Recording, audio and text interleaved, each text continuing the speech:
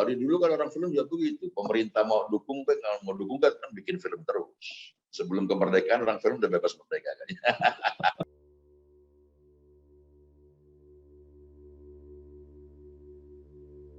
Kalau masa PPKM level 4 ini atau PPKM kemarin itu memang sebagian besar kegiatan syuting dihentikan kecuali untuk TV-TV terestrial yang harus terus siaran, kemudian di studio biasanya, yang outdoor semuanya berhenti. Tapi pada saat sebelum PPKM yang awalnya di awal bulan Juli kemarin, syuting tetap berjalan. Artinya mungkin untuk syuting film buat bioskop itu memang nggak banyak lah, 1-2 aja. Tapi syuting OTT buat TV over the top itu banyak sekali. Sekarang kan untuk syuting TV terestrial kan semuanya udah in-house rata-rata. Yeah. Jadi orang-orang film ini yang biasa buat film itu mengarah ke produksi OTT. Jadi produksi channel berbayar kan. Yeah. Jadi kalau dikatakan banyak pengangguran orang film juga enggak. Karena semuanya beralih ke sana. Orang-orang yang kreatif, yang punya potensial, nggak pernah nganggur. Yeah. Gitu. Kecuali orang yang tidak punya potensi ya. Ada orang yang memang dari dulu juga banyak pengangguran di film kalau nggak ada potensinya kan. Baik pemain maupun kru. Gitu. Jadi kalau mereka yang produktif dalam arti mereka punya kreativitas, semuanya bekerja. Jadi agak keliru kalau dikatakan bahwa orang film banyak nganggur. Karena sekarang ada pilihan media, yaitu OTT, ada WTV, ada Netflix, ada kemudian Disney sekarang ya, ada video.com, itu OTT. Semuanya kerja. Hanung juga kerja, semua ini ya, Benny Setiawan kerja juga, semua kerja.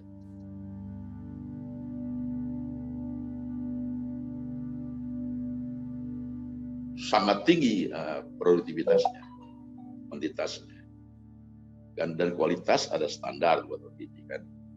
Nah, untuk film memang kendor karena bioskopnya tutup,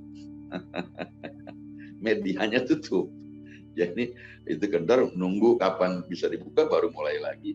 Kalau film sih sudah banyak yang siap tayang ya di bioskop, cuman menunggu timing yang tepat.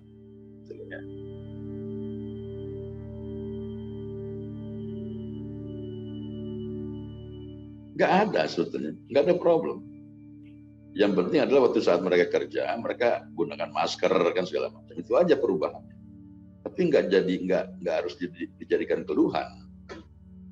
Gitu. Jadi nggak ada masalah buat orang film sebetulnya. Kecuali film untuk bioskop sekarang memang sudah sangat berkurang jauh sekali.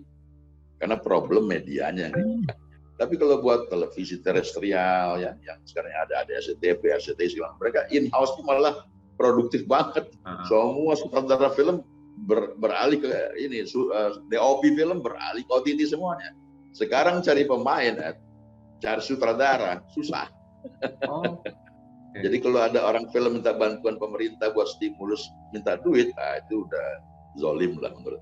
Kecuali di masa pandemi ini masalah peredaran aja yang jadi masalah. Jadi kalau mau stimulus adalah stimulus di produksi. Itu yang bisa mengolah dana tadi, bukan diberikan kepada produser-produser dari pemerintah langsung. Bagaimana dana tadi harus bergulir, dikelola sebagai dana stimulus via BUMN seperti PPFN. Jadi sampai bisa ke daerah nanti itu. Film-film komunitas yang berbau lokal konten bisa tumbuh. Nggak ada resiko rugi mereka kan.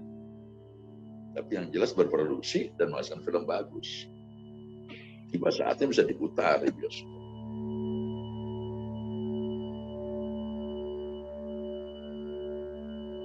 Puluhan lah, sekarang kan sudah ada yang bisa ke APPFI ya, ke APPFI yang dipimpin Pak Parwes. Ada PPFI awal untuk itu realisasinya. Dengan Pak Parwes membuat lagi asosiasi produser film, perusahaan film asosiasi. Ini kan persatuan, ini APFI. Ya keluhannya cuma satu, peredaran kalau film. Karena bioskopnya kan. Film itu hidup dari bioskop. Kalau bioskopnya nggak buka, yang mau putar film di mana? Makanya sebagian besar banyak produser kita tidak masuk ke bioskop tapi menjual ke OTT. Cukup memadai, yang penting ada untungnya walaupun dikit, tapi uangnya berputar kan. Daripada menunggu film itu kapan ditayangkan. Khususnya buat film-film yang ya secara kualitas, secara nilai produksi juga tidak terlalu besar. Tapi kalau nilai produksi besar, budgetnya besar, OTT nggak akan sanggup bayar nanti kan. Jadi ya tunggu aja sampai bioskop dibuka kembali.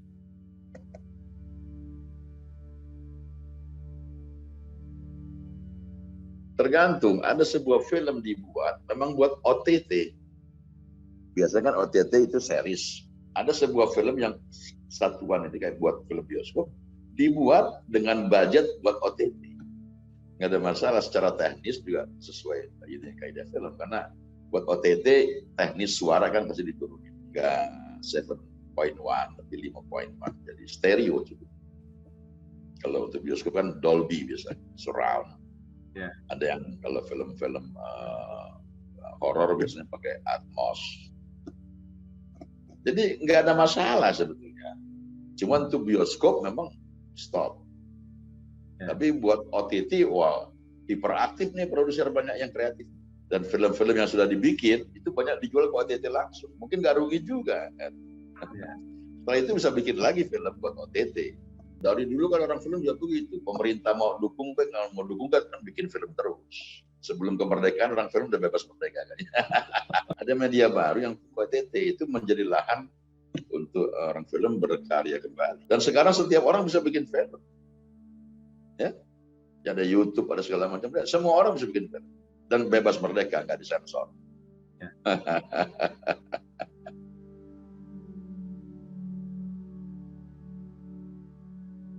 Semua orang bisa bikin film, masukin di YouTube, selesai kan? Apakah disensor? Tidak juga. Sama halnya kalau dipikir sekarang ada sensor film daerah, nggak jalan juga sensor daerah. Ya? Dan TV lokal daerah siapa yang sensor? Kan nggak disensor juga. Kalau kita mau lihat secara objektif, makanya lembaga sensor film sebetulnya dikhususkan saja untuk film-film bioskop. TV nggak perlu lagi. Karena TV udah punya undang-undang penyiaran sendiri, etiknya sendiri.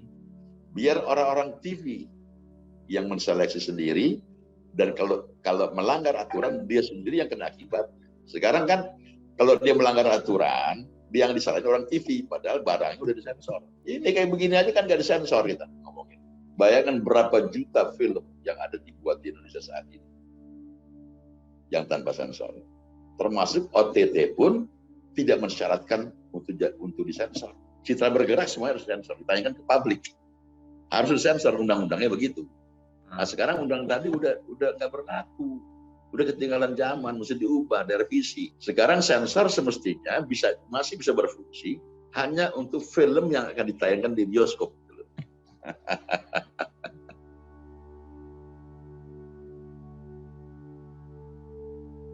Semuanya hiperaktif. Coba cari bintang film yang sekarang beken, yang punya potensi, punya kemampuan, nggak bisa, susah. Semuanya kerja. Yang potensial orang film saat yang kreatif, tidak ada yang nganggur. Jadi jangan didramatisir orang film jadi pengangguran, tidak. Maka kalau ada orang film minta duit ke pemerintah, membuat menolong dirinya yang sudah kaya, itu tidak punya kepekaan pada masyarakat yang susah saat pandemi saat ini.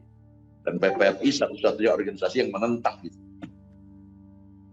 Pada saat semua organisasi film minta duit ke pemerintah, stimulus untuk ya bagaimana mensubsidi, memberikan uang kepada orang yang naik Rolls Royce, kan susah.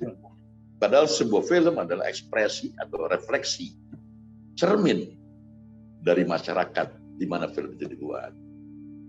Nah, kalau orang filmnya nggak mengerti masyarakatnya, ya nggak akan lahir film-film bagus dan membumi yang berbicara tentang Indonesia.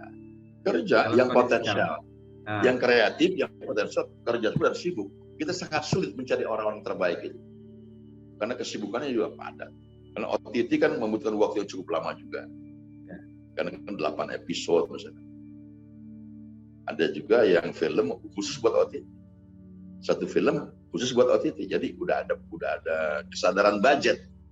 OTT biasanya paling banyak beli film berapa duit. Nah, ini apa, produser harus di bawah itu.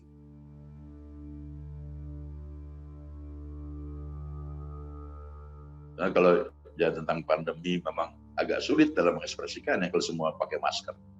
Sementara orang mau menonton wajah pemainnya kan, jadi harus ada penyiasatan. Sementara fungsinya film tadi adalah mengkomunikasi sesuatu ya, kemudian juga menghibur.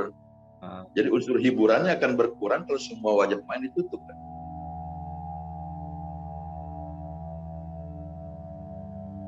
Ya harus kreatif walaupun kerja di rumah misalkan.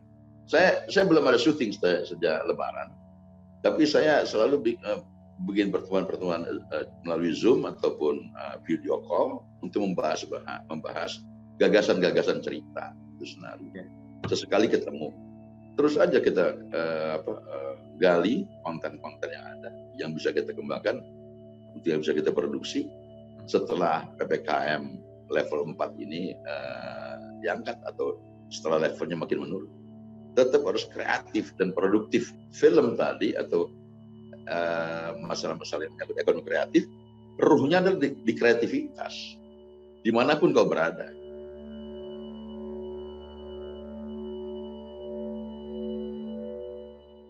Nah, selama ini belum ada kan, semua juga belum jalan. Kan ada dana stimulus percepatan ekonomi nasional, ada 500 miliar. Nah, untuk apa ini? Stimulus ini dalam bentuk apa?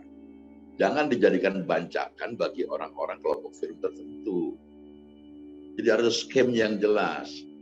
Film-film yang ditayangkan di bioskop di masa pandemi seperti kemarin, itu buy one get one. Artinya produser terbantu, tapi penonton pun terbantu. Dia beli tiket 1, dapatnya 2. Gitu. Dan itu pun bisa merangsang orang untuk berani datang ke bioskop dengan catatan bioskop memang dijamin aman dari penyebaran COVID. Jangan suruh orang datang ke bioskop untuk tertular. Ini pun zalim. Ada pemeriksaan yang cukup cukup bisa dipercaya, pengawasan dipercaya, ya kan? Sirkulasi yang juga bisa menjamin. Itu kalau itu dipromosikan, diumumkan, disosialisasi, dirangsang penonton yang beli 1 dapat 2, mungkin akan datang ke bioskop dengan catatan film Indonesianya bagus. Ya. Kalau film Indonesia juga jelek, jangankan kita bayar 1 dapat 2, kita dibayar aja nggak mau datang. Apa yang buat diri itu terjamin? Sosialisasikan. Nah, ini perlu dana, makanya pemerintah harus mengeluarkan dana mensosialisasikan kenapa bioskop dibilang aman. Apa yang membuat itu jadi aman? Jadi apa yang membuat itu jadi aman? Apakah ada alat diagnos? Itu perlu disosialisasikan dan perlu duit itu. Ya. Pemerintah menstimulus di sana. Jadi film nggak dipotong pajak. Pajaknya diambil oleh pemerintah daerah, tapi digantikan oleh pemerintah. Jadi produser bisa ada harapan uangnya kembali, sehingga bikin lagi. Jadi sebetulnya kalau penonton itu datang ke bioskop dan sudah banyak, sudah dipercaya bioskop tempat yang aman, sudah banyak kembali yang nonton, nggak perlu distimulus lagi, nggak perlu dikasih ongkos produksi lagi. Produser tetap akan bikin film selama penonton itu ada. Orang film banyak jadi pengangguran, itu salah.